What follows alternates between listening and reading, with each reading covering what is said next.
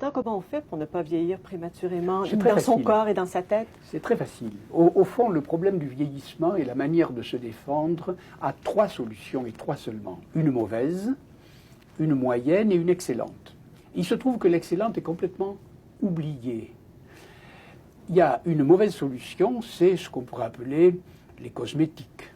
On peut arranger les choses, avoir un faux nez, avoir des faux seins, etc. Ça, c'est la plus mauvaise des solutions parce qu'elle ne marche jamais. Et pourtant, c'est celle la plus répandue. Elle ne marche jamais. Il y a une seconde solution qui est déjà un peu meilleure, que j'appellerais la solution gymnastique. C'est-à-dire continuer à faire de l'exercice, ce qu'il faut, continuer à... Ce matin, je suis allé marcher 2 heures sur le Mont-Royal, c'était tellement merveilleux avant le lever du soleil. Il faut faire de l'exercice, et lorsqu'un médecin vous dit, pour ne pas vieillir, faites de l'exercice, tout le monde les croit, et ils ont raison. Mais ça a des limites. Je ne peux pas, à 60 ans, sauter 1,80 m en hauteur.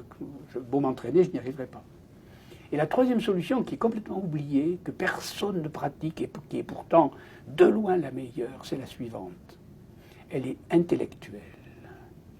Si un médecin vous disait un jour, si vous voulez ne pas vieillir, vous devez tous les jours faire de l'exercice physique, mais aussi un exercice un peu intellectuel. Lisez quelque chose d'un peu plus difficile que ce que vous arrivez à comprendre. Alors, votre intellect est toujours éveillé et la véritable jeunesse passe par l'esprit. Et nous l'avons complètement oublié.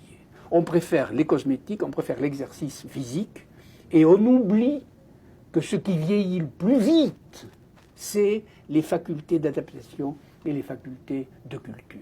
Pourquoi on a oublié ça, d'après vous? Eh bien parce que nous croyons qu'en achetant quelque chose, ça dispense d'un effort. Ce n'est pas vrai. L'effort intellectuel, l'effort de compréhension, si on l'oublie, on est un vieillard à 30 ans, on est un vieillard à 25 ans, on est un vieillard à 40 ans. Tandis que essayer de comprendre une chose difficile, essayer de se réadapter à un monde inattendu ou imprévisible pour vous, est la véritable solution. Et ça, personne ne le dit jamais. Êtes-vous du genre à faire des problèmes de mathématiques pour vous détendre? Ce n'est pas du tout ça. On me dit souvent, vos livres sont un peu difficiles. Alors je leur réponds, lisez mes livres. Lisez mes livres, vous allez voir. Vous allez avoir dès la difficulté à lire la première page, la deuxième, la troisième, etc. Puis le simple effort va vous faire rentrer dans un autre monde, mais vous-même, vous en gagnerez un extraordinaire bénéfice. Est-ce que c'est pour ça que vous écrivez de cette façon-là? Je connais des grands vieillards de 85, 90 ans, etc., qui ont l'œil brillant, etc., qui sont beaucoup plus jeunes que beaucoup de mes collègues de 25 ans, qui déjà ont laissé tomber toute activité intellectuelle ou toute activité de réadaptation et qui ne veulent pas comprendre les choses difficiles. À force de taper sur le facile, à force de lire des choses évidentes ou de feuilleter en regardant seulement les images, on devient des imbéciles. Et devenir un imbécile, c'est ça, vieillir. Vous voyez ce que je veux dire? Vieillir, c'est surtout ne jamais vouloir faire d'efforts de ce genre. Mais est-ce qu'on apprend que ce que l'on comprend?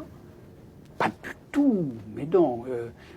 On apprend surtout ce qu'on ne comprend pas. Je veux dire par là que si, quand j'étais à l'école, je n'avais pas appris par cœur des fables de La Fontaine que je ne comprendrais pas, elles travaillent dans l'esprit, elles travaillent dans le ventre, elles travaillent dans le corps. Et on finit par les comprendre 10 ans, 20 ans, 40 ans après.